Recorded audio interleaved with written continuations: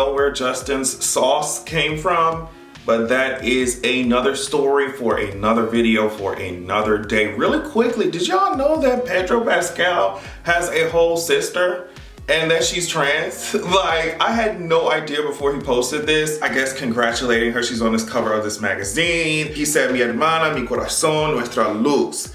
Her name is Lux Pascal, if I'm pronouncing it correctly. I'm telling you, I had no idea. Beautiful as hell.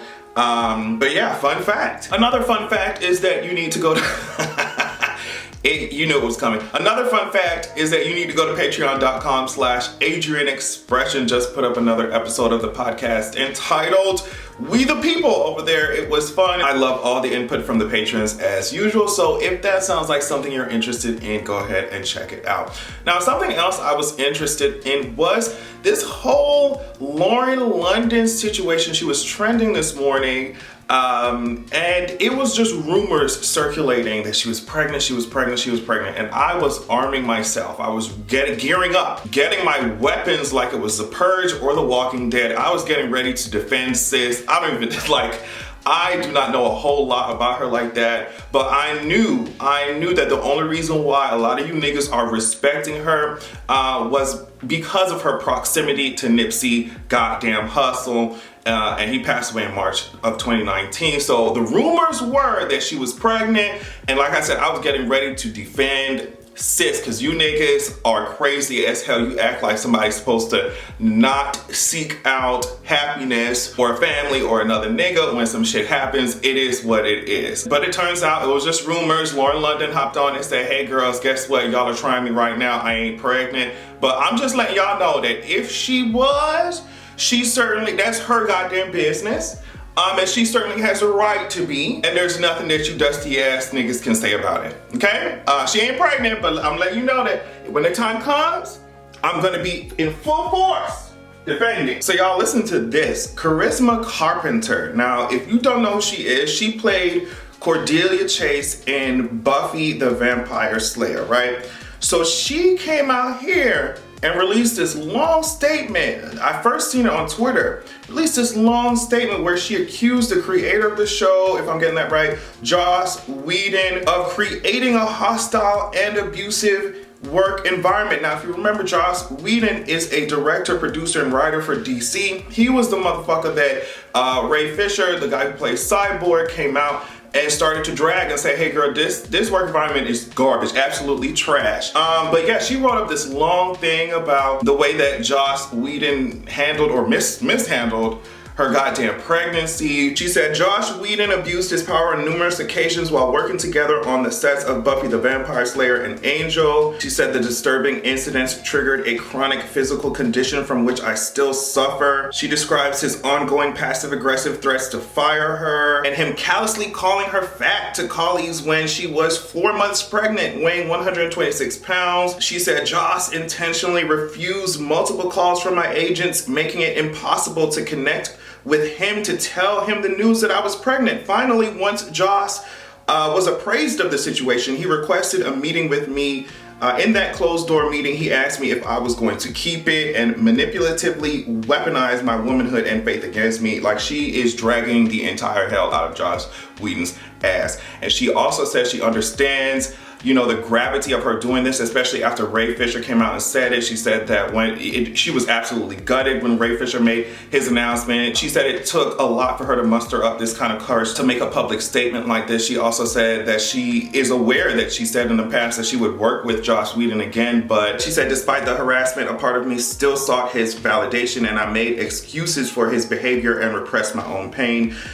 She also said, I wish I had spoke up sooner. These memories and more have weighed on my soul like bricks for nearly half of my life. So I don't know, like, y'all, all these people was dragging Ray Fisher, they was dragging Cyborg, but I don't know, the tea is coming out. The tea is coming out. I'm happy that she did this, particularly, like I said, because it seemed like Ray Fisher was out there by his goddamn self. So yeah, Joss, I don't know what's going on. But it seemed like a lot of other people do. So, girl, Hate it for you. Now, speaking of something else that I hate, I really do hate seeing all these dusty politicians make their way across my screens, whether it be my TV screen, computer screen, phone screen, whatever it is. Y'all already know that I cannot stand it. Focus on the screen now and make sure that you say hello to Austin Chenge. Oh shit, this is the wrong picture. God damn, here we go. Austin Chenge. I don't know if that's how you pronounce his name. Quite frankly, I don't give a goddamn. This is what he tweeted. I guess this is one of the platforms that he's trying to run on as he seeks to be elected for governor of Michigan. This is what he said. I will cancel Black History Month in Michigan. It's offensive, unfair, maybe illegal. Americans from all backgrounds deserve a revered history. I'll declare American History Month Austin Chenge, veteran and first Republican governor candidate for Michigan. And he's telling you to visit his ugly ass, stupid ass, tired ass, no good ass, dusty ass, crusty ass, and rusted ass website that we're not gonna go to, okay? But I just want Austin Chenge to know that anytime he feels like opening his goddamn mouth, I want him to know that the other option is there, and the other option is for him to stitch it closed like we're in a horror movie. Stitch that shit closed. I mean, should I go down the list why this shit is stupid? Every other month is American History Month. What are y'all talking about? Y'all don't care about America. Y'all don't care about highlighting American history until it's time to take a huge shit on Black history as if it's not a part of American history as well. Are we gonna act like the history of Black people in this country was given any type of priority other than them telling you that your great Mima was picking cotton in the fields? Like, oh my God. For him to be a whole Black ass person saying this shit, the reason why I know that Austin Chenge's breath smells like formaldehyde is because that brain is rotting and the stench is just leaking down that brainstem into the throat and out the mouth. I don't want to hear shit. Stitch it closed. All right, this one's gonna be quick. Speaking of coonery. So they finally took this racist ass Aunt Jemima shit off the damn bottle. They said, girl, we're gonna go back to the drawing board and we're going to try something different. We're gonna try something new. And then they came out with, what is this on the side over here? Pearl Milling Company. Pearl Milling Company. That's what do y'all think about that shit? To me, I'm just like, the shit is still giving me 1800s. Pearl Milling Company. Y'all might as well have named the damn bottle Cotton Gin and Associates. Pearl Milling Company, whip cracking ass factory. Y'all might as well. And the reason why I'm saying this shit is because I know y'all spent so much money like rebranding. You have to rebrand all the bottles, you have to rebrand all the advertisements, all the billboards, the website. I know y'all spent a whole lot of money. Y'all went from Aunt Jemima to Pearl Milling Company. That shit sounds like I'm about to be sold anyway. Now, unfortunately, y'all shit do be tasting a little good. Okay? I may or may not have a couple bottles in my house. In my house right now. But let me tell you something, if you were gonna go through all that trouble to rebrand, and it's money, I'm talking about millions upon millions of dollars. Y'all pay so much money to literally name this shit like I'm about to feel some like stings of Max's whip on my back. Bitch, it's Pearl Milling Company. Y'all might as well have named that company Sugarcane Chopping Ass Darkest. All right, real quick, what do y'all think of this? So, the CW said, hey, guess what, girls? We are going to go ahead and be rebooting Powerpuff Girls. Now, it's giving me live action, of course. I think I would be more excited about this if HBO got it, and it's no shade to CW. You know what? It's a little shade to CW because everything from them cardboard sets to those tired wigs, y'all have tried it. Okay, so I can't even, we already are just like really apprehensive about the reboot shit. But then when you put it in CW hands, CW will give your ass some light up sneakers, some light up shoes, and then try and act like that's a Fire Force anime remake live action. You know what I mean? They will give you some light up shoes. And they would really be like, oh bitch, look at Static Shock using his power. It's on his, you know what I mean, under his feet, bitch. All you need is the garbage can lid, bitch.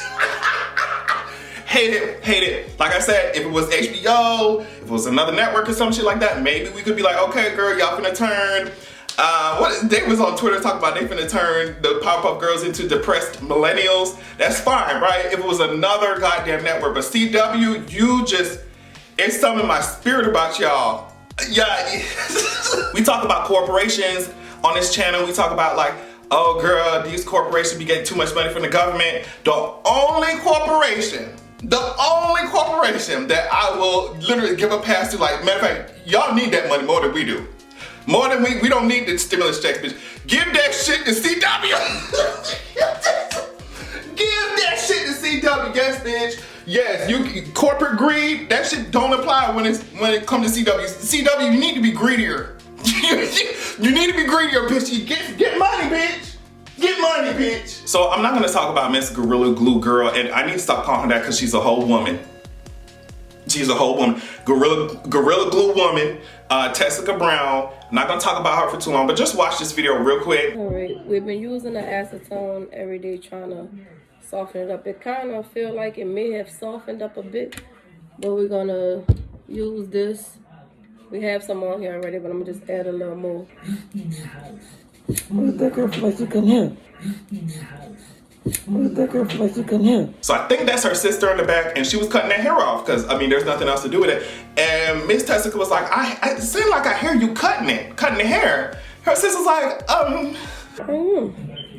You can't keep none of this. What do you think we're gonna do with this hair, man? What do you think? And then here come Essence magazine talking about, oh girl, she's our family. We need to treat her better than that. Our black women not allowed to make mistakes. Please stop playing with me. Please stop playing with me. The reason why I know a lot of y'all are fake is because if there was a helmet-haired kid, I'm talking about took Home Depot ass glue and put it in his or her hair, and she was a kid, and she recorded herself on the internet, what's the first thing some of y'all would do? Oh, where's her parents? She need her ass beat. If this kid was getting his ass recorded, okay, and put on the internet with his helmet ass hair, you know what I mean, getting beat by his parents, y'all be the first ones in the comments talking about, oh yeah, girl, beat that ass. He should have never been doing that shit. She should have never been doing that shit. But when it comes to a 40-year-old woman, we can't laugh. We can't laugh. Obviously, sis is making it to the hospital. People are offering their services. Sis is gonna be okay. She gonna be making money, whether it's off the GoFundMe. She already got management and fucking hundreds of thousands of followers on goddamn social media. We can't laugh at sis while she go get treatment. Like, we're black people and we're family. Yeah, we are, girl. And that's why we laughing. Sis gonna be okay. Y'all will be running to go get the belt yourself if you seen a kid on the internet doing this shit. Y'all be, but it's a whole grown woman. Is she in charge of a daycare or a teacher or something? Stop playing with me. Stop playing with me. Like I said, you're gonna continue to get updates until all of that construction material is out of her head, but I'm going to kiki and giggle while everyone is getting her the help that she needs. Like, stop playing with me. Okay, so the reason why we're gonna talk pretty briefly about Justin Timberlake today is because he was in the news. Apparently, now these are coming from sources. These are sources, so I don't want to act like it's coming directly from Justin's mouth, but these are like sources. That's what they said. It's in the news. Sources from Justin's camp are saying that, oh, you know, he's so shocked by all of this, and it's been such a hard weekend for him because of the Britney documentary and because they just literally said what he did, and it was just, he acted like she was this villain, like she did something, like she cheated on him at the end of this relationship, and it just made the media try to dig into Britney even more. But that's what he did, that's what he said. Basically, the source is like, girl, yeah, he pressed the bother, he mad, but he's not gonna respond to this shit. I'm just like, man, this is the response. Like, all this shit, if it's really coming from Justin, really from Justin's goddamn camp, this is a fucking response. What are you talking about? Like, Britney fans are coming after him, and then Janet Jackson stands are coming after him as well. Yeah, as they should. What do you mean? Cry me a river. Cry me a river. Cry me a river. I just want to know who his PR people are, because it's just like, silence is better than coming out and saying, oh girl, I had such a hard time. After we just seen Britney have an actually hard time, just shut up. Just don't say anything. If you feel like you're so pressed and bothered, just don't say anything like you have been doing for the past how many fucking years, and just let that be that. But I don't know. Just like Britney's team as well, after all of this has gone down, then, you know, Britney's accounts and shit suddenly they want to tweet this shit out, right? Can't believe this performance of Toxic is from 3 years ago. I always loved being on stage, but I'm taking the time to learn and be a normal person. I love simply enjoying the basics of everyday life. Like, girl, oh yeah, that's not suspicious at all. Meanwhile, Page 6 was saying that sources spoke to them and that Britney was apparently left hopeful and emotional after the documentary, but that she was working also on a documentary of her own with the help of a top female filmmaker. They didn't give any more details other than that. But then they ended up talking about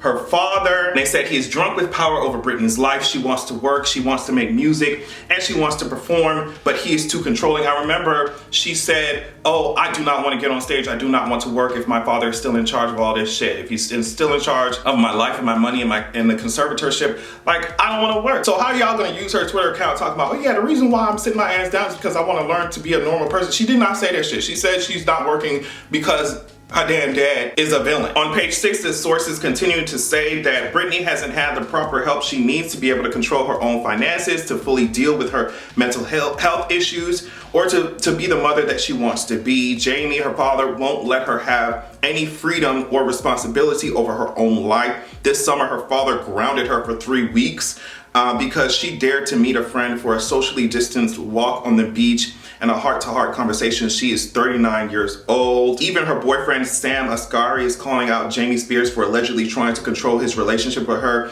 He said, it is important for people to understand that I have zero respect for someone trying to control our relationship and constantly throwing obstacles our way. In my opinion, Britney Spears is a total dick. I feel like as the Free Britney campaign continues to grow, we're gonna start to see even more pushback from Jamie, Britney's father. We're gonna start to see like weird tweets and social media posts from her account, which are actually her team. We're gonna start to see the pathetic attempts at damage control. I also think that if Jamie is going to be taken out of this conservatorship, if it does happen, he's probably at risk for a whole ass investigation or charges if they can prove that you were abusing your goddamn daughter. So that, along with the fact that, you know, he's in control of Britney Spears' goddamn money, is probably what's causing them to hold on to her ass for so hard. Like, they're gonna drag the shit out your ass once you're out of it. They're gonna look and see what you've done, probably, right? At least that's what I'm thinking. What do y'all think? But yeah, thank y'all so much for watching. Make sure you check out patreon.com/AdrianExpression. I love y'all so much.